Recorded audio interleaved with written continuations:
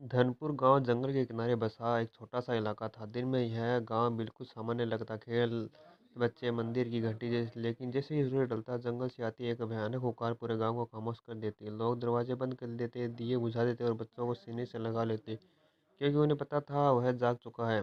गांव के बुजुर्ग कहते थे, जंगल में एक ऐसा प्राणी रहता है जो बुरा इंसान भी नहीं और पूरा भेड़िया भी नहीं। आधी रात को वह शिकार करता है और सुबह होते ही फिर इंसान बन जाता है। उसे नाम दिया गया था आधा इंसान आधा भेड़िया। आर्यन उसी गांव में रहता था। वह बचपन से ही कमजोर और अलग सा था। उसकी आंखें रात में ज्यादा चमकती थी और उसे अजीब सपने आते, खून दौड़ते जंगल, चांद की रोशनी और किसी अनजान चीख की आवाज़।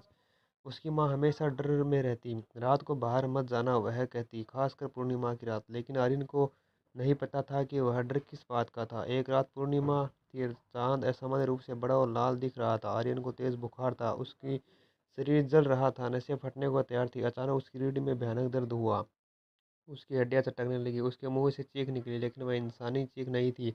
उसकी अंगुलियां मुड़ने लगी, नाखून लंबे और नुकीले हो गए, चेहरे पर बाल उग गए, आंखें पीली पड़ गई, दांत तेज हो गए। और फिर आर्यन नहीं रहा। जंगल में एक साया दौड़ रहा था, तेज, खूंखार और भूखा। वह आधा इंसान आधा भेड़िया बन चुका था। उसी रात गांव के बाहर एक चरवाहा मरा हुआ मिला, गर्दन पर गहरे दांतों के निशान। अगली रात एक लकड़हारा। गांव में दहशत फैल गई। लोगों ने फैसला किया, अब और नहीं, भेड़िए को मारना होगा। पंचायत ने कहा। एक रात सब लातों में मिसाल और हथियार लेकर जंगल की ओर बढ़े। उसी जंगल में आर्यन होश में आया।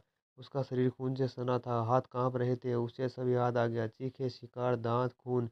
मैं राक्षस हूँ, उसने खुद से कहा। तभी उसके माँ की आवाज़ सुनाई दी। आर्यन वह दौड़ता हुआ गांव की ओर गया। माँ उसे देखकर रोने लगी।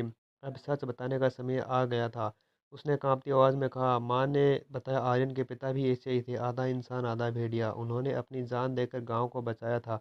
वही श्राप अब बेटे में जाग चुका था। हर पूर्णिमा को तुम बदल आओगे।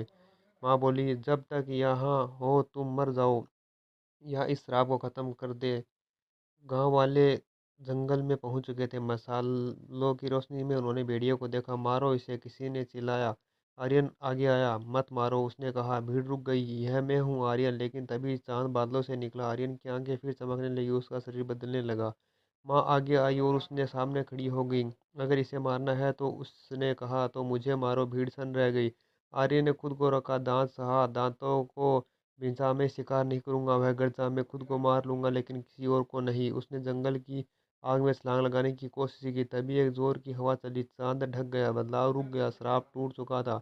सुबह आर्यन इंसान था, कमजोर लेकिन जिंदा। गांव बच गया। ऐसी ही और कहानियां सुनने के लिए हमारी वीडियो को लाइक करें और चैनल को सब्सक्राइब करें।